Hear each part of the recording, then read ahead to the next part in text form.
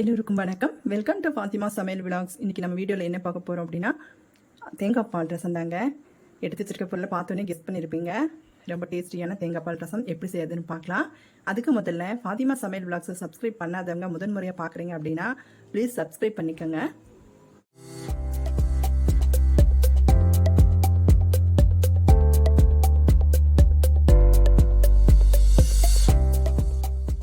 அதுக்கு தேவையான பொருள் என்னன்னு சொல்லிடுறேங்க. 1 டீஸ்பூன் சீரகம் எடுத்து வச்சுருக்கீங்க. இந்த டீஸ்பூனில் சீரகம், 1 டீஸ்பூன் மிளகு, ஒரு 5 பல் பூண்டு, கொஞ்சமாக கருவேப்பிலை, இது பச்சை மிளகாய். இது நம்ம இடிச்சுக்க போகிறோம். அடுத்தது ஒரு அரை மூடி தேங்காய் எடுத்து வச்சுருக்கேன். கொஞ்சமாக நெல்லிக்காய் சைஸ் அளவுக்கு புளி ஊற வச்சுருக்கேன். அடுத்தது 2 தக்காளி கட் பண்ணி வச்சுருக்கேன். 2 வெங்காயம், சின்ன வெங்காயம் தாளிக்கிறதுக்கு. இதெல்லாம் 2 காஞ்ச மிளகாய், கொஞ்சமாக கருவேப்பிலை, மல்லித்தலை வாசனைக்கு. இப்போ நம்ம இதை இடிச்சுக்கலாம். இடிக்கல்லில் போட்டுட்டு இப்போ இடிச்சுக்கலாங்க. நான் அதுக்கு முதல்ல தேங்காய் அரைச்சிட்டு வந்துட்டேன். ஏன்னா எங்கள் ஊர் சைடெல்லாம் இப்போ மழை பெஞ்சிட்டு இருக்குது. எப்போ பவர் போகும் தெரியாது. அதனால இது ஃபஸ்ட்டு அரைச்சிட்டேன்.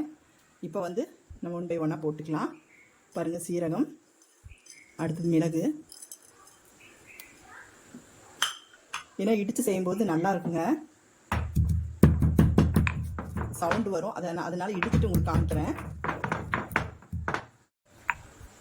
பாருங்கள், இந்த அளவுக்கு இடிச்சாச்சுங்க. இது ரொம்ப மைய இடிக்கணும்னு அவசியம் இல்லை. இதுக்கு அடுத்து பச்சை மிளகாய் போட்டுக்கலாம். அடுத்தது கொஞ்சம் கருவேப்பிலை. இது கூடயே அது கூட பூண்டு போட்டுக்கலாங்க. பெருங்காயம் போடணும். பெருங்காயம் நம்ம தாளிக்கும் போது போட்டுக்கலாம். அப்படியே கொஞ்சம் மல்லி இலையும் போட்டு இடிச்சுக்கலாங்க. ரொம்ப வாசமாக இருக்கும்.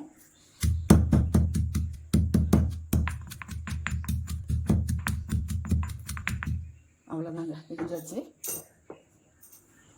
இது நம்ம எடுத்து ஒரு பிளேட்டில் வச்சுக்கலாம்.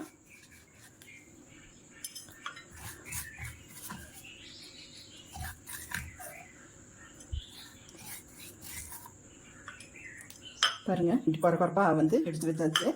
இது கல் தண்ணி வேஸ்ட் பண்ணாதீங்க. இதுதான் டேஸ்ட்டாக இருக்கும். நம்ம இது கொஞ்சமாக தண்ணி ஊற்றி மிக்ஸ் பண்ணிக்கலாம்.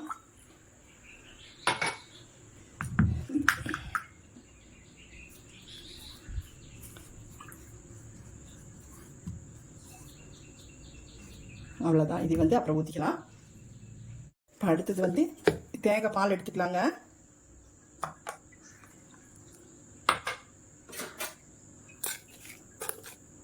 தலைப்பால் சொல்லுவாங்க இல்லையா, இது ரெண்டு விதமாக எடுத்துக்கலாம்.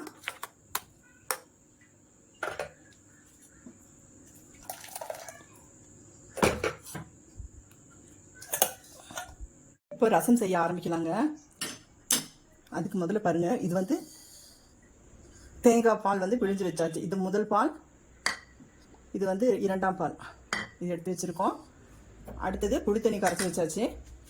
இது கூடயே இந்த கல் கழுவுன இந்த தண்ணி இருக்கு இல்லைங்களா, இது கூட ஊற்றிக்கலாம். இப்போ கேஸ் ஆன் பண்ணிக்கலாம். ஆன் பண்ணிவிட்டு கொஞ்சம் தேங்காய் எண்ணெய் ஊற்றிருக்கேங்க தாளிக்கிறதுக்கு. எண்ணெய் காஞ்சிருச்சு. கடுகு, கருவேப்பிலை இதெல்லாம் போட்டு தாளிச்சிக்கலாம். சாரி, கடுகு தான் போட்டிருக்கேன். அடுத்தது சின்ன வெங்காயம் 2 கட் பண்ணணும். அடுத்தது 2 காஞ்ச மிளகாய் நம்ம அப்படியே போட்டுக்கலாங்க. ஏன்னா கிள்ளி போடும்போது காரம் ஜாஸ்தி ஆகிடும், குழந்தைங்கெல்லாம் சாப்பிடாதுங்க. அடுத்தது கருவேப்பிலை, அது கூட இப்போ தக்காளி போட்டு வதக்கிக்கலாம்.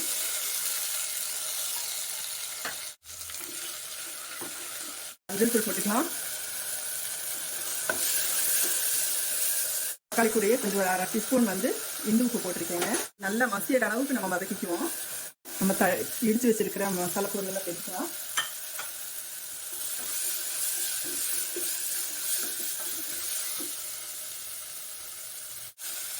இது கூட தேவையான அளவு பெருங்காயத்தூள் போட்டுக்கலாம். இப்போ புளி தண்ணி ஊற்றிக்கலாங்க. ஃபஸ்ட்டு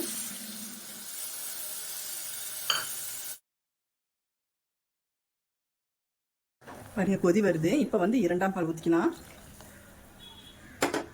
இந்த டைமில் நீங்கள் கேஸை மீடியம் ஃப்ளேமில் வச்சுக்கோங்க.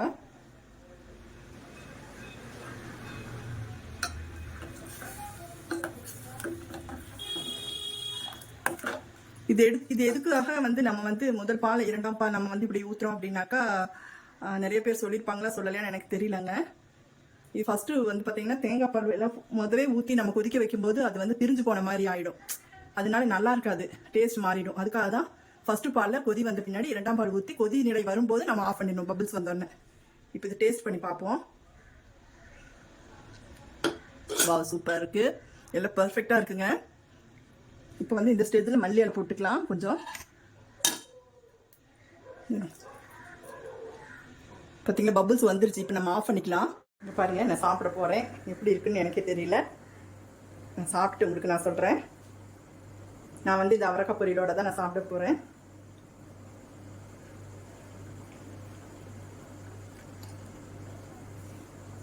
உப்பு மட்டும் தான் கொஞ்சம் பத்தலை. உப்பு நான் போட்டுட்டு சாப்பிடுவேன். நீங்களும் இதே மாதிரி ட்ரை பண்ணுங்கள்.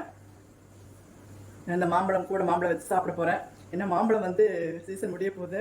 இது வந்து போன வாரம் வாங்கினது. நான் அப்படியே ஃப்ரிட்ஜுக்குள்ளே வச்சு பத்திரமா ஒன்று என்ன சாப்பிட்டுருக்கேன். மாதா ஊட்டாத சாப்பாடு மாம்பழம் ஊட்டுன்னு சொல்லுவாங்க. அந்த மாதிரி மாம்பழம் இருந்துச்சுன்னா போதுங்க, வேறு எந்த சைடிஷும் எனக்கு தேவையில்லை. நீங்களும் இதே மாதிரி ட்ரை பண்ணுங்கள். உண்மையாகவே ரொம்ப ரொம்ப சூப்பராக இருக்குங்க. எனக்கு பிடிச்சிருக்கு. நீங்களும் சாப்பிட்டு பார்த்துட்டு உங்களோட ஃபீட்பேக் கொடுங்க. ஃபாத்திமா சமையல் பிளாக்ஸை பிடிச்சிருந்தா ப்ளீஸ் சப்ஸ்கிரைப் பண்ணிக்கோங்க, சப்போர்ட் பண்ணிக்கோங்க. உடனுக்குடனே அப்டேட் வேணும்னாக்கா பக்கத்தில் இருக்கிற பெல் ஐக்கானை கிளிக் பண்ணிக்கோங்க. தேங்க்ஸ் ஃபார் வாட்சிங். எல்லோருக்கும் நன்றி, வணக்கம், டாடா.